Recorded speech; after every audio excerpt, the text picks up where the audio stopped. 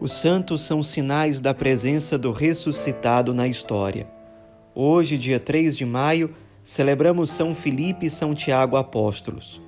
A tradição de celebrar esses dois apóstolos no mesmo dia remonta ao ano 570, quando as relíquias dos dois foram depositadas na Igreja dos 12 Apóstolos, situada na cidade de Roma. Unidas as relíquias dos dois, uniu-se também a comemoração dos dois numa única data. Falemos em primeiro lugar sobre Filipe. Ele, que também é chamado Filipe de Betsaida, da Galileia, viveu durante muito tempo na mesma cidade que Pedro e André, a cidade de Cafarnaum, na Galileia. É possível, inclusive, que Filipe fosse, assim como Pedro e André, um pescador de Cafarnaum. O Evangelho de São João é aquele em que Filipe aparece por mais vezes. Por exemplo, já no capítulo 1, São João apresenta Filipe se encontrando com Cristo e imediatamente ele responde ao chamado do Mestre: segue-me. E aí acontece com Filipe algo muito comum na espiritualidade joanina. Aquele que tem um encontro com Cristo passa imediatamente a anunciar o Cristo para os outros. Ele se torna um evangelizador.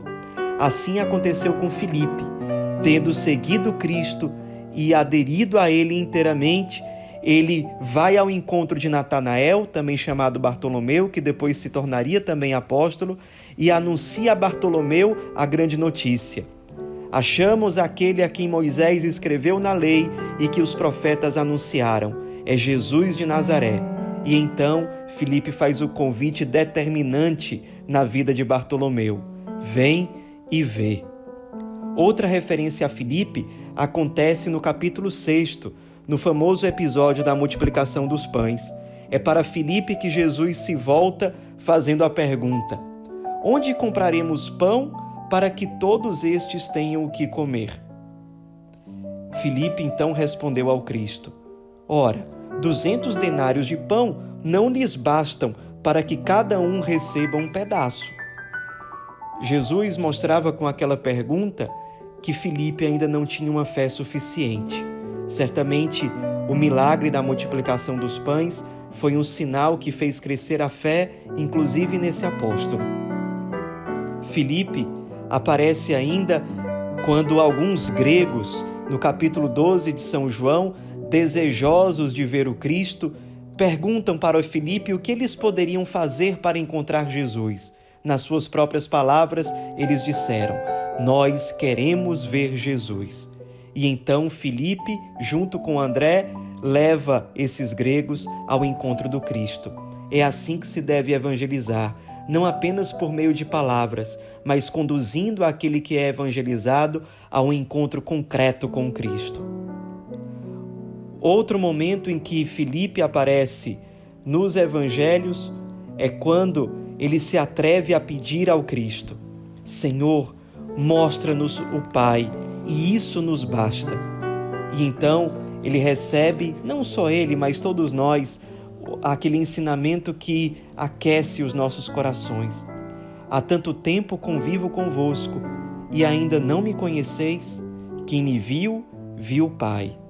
Não creis que eu estou no Pai, e o Pai está em mim?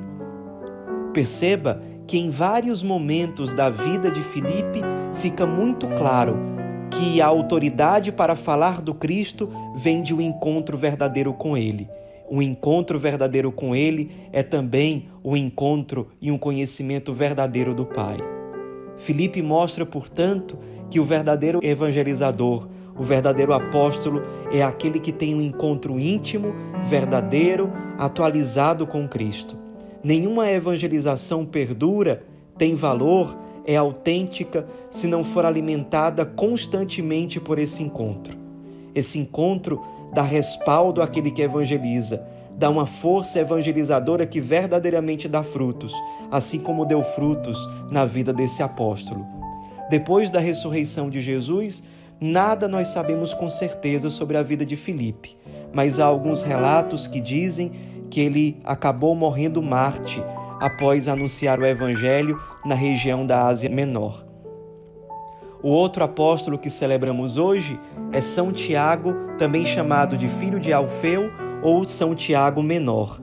Ele era um primo, um parente próximo de Jesus e certamente conviveu com Jesus desde a infância na cidade de Nazaré.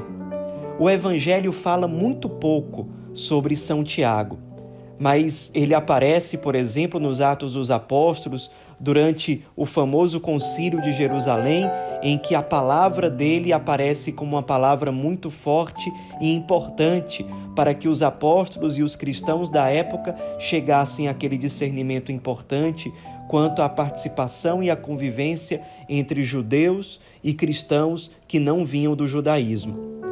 São Tiago, inclusive, por aquilo que indica a tradição, foi bispo de Jerusalém, logo especialmente que Pedro saiu da cidade para evangelizar em outros lugares. Ele era, portanto, uma figura de referência na igreja primitiva. Bispo de Jerusalém, que foi o autor, ao que tudo indica, da carta de São Tiago, que nós encontramos no Novo Testamento, que nos ensina, entre outras coisas, que a fé sem obras é morta. São Paulo cita São Tiago na carta aos Gálatas, capítulo 2, versículo 9, colocando inclusive o nome de Tiago antes do nome de Pedro e João. Diz São Paulo: Tiago, Pedro e João são considerados colunas da igreja. De fato, Cristo, na divina providência, quis escolher 12 apóstolos para serem as colunas da igreja sustentadas por ele, pelo Cristo, pela graça de Deus, por todos os séculos. Os apóstolos, hoje para nós, se apresentam na figura dos bispos, sucessores legítimos daqueles 12 homens escolhidos diretamente por Cristo. São Tiago, depois da ressurreição, como dissemos, continuou bispo de Jerusalém e morreu apedrejado, certamente por volta do ano de 62. Guardemos hoje no nosso coração o exemplo luminoso desses dois apóstolos.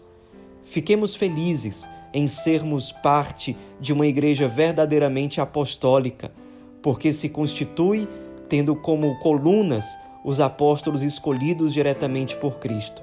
Sigamos hoje especialmente os exemplos de São Filipe e de São Tiago, e que eles roguem por nós. Amém.